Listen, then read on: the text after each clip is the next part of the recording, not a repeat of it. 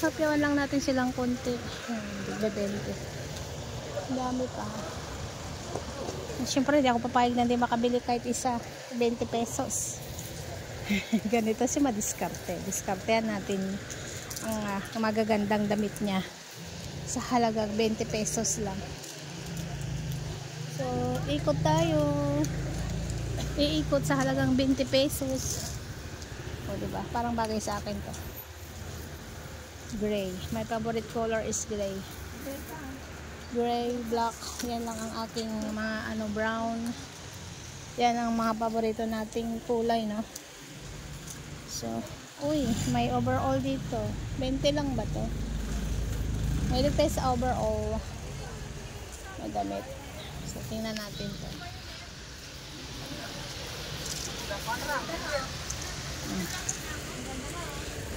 Tingnan nga natin to.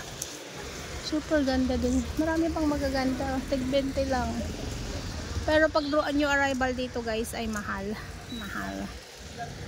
So, mapapapili ako nito kasi 20 na lang. Para ka lang bumili ng pandesal.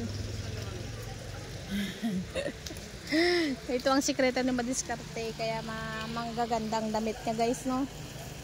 Yan, sikreto. Ibubunyag ko na ang sikreto ko. Ang ukay girl. Sa halagang mura ay mukha na tayong yayamanin. Oh, ha? Pulang-pula. Oh, sino mahilig sa red? Dinudumog talaga yung ukayan na to guys. So, tingnan nyo naman, abalang-abala sila. Abalang-abala sa pagpili kasi 20-20 na lang. So, yan. Para-paraan din si madiskarte magdag. So, ang target ko dito talaga ay dress. Yung overall na lagi kong sinusuot. O kaya bestida. Yung madali lang oh, diba? Wala nang kasya sa akin. Ayan.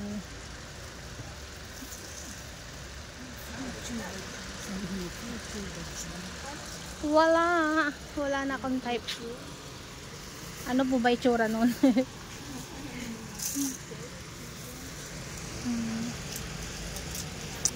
Ito, bathrobe, oh.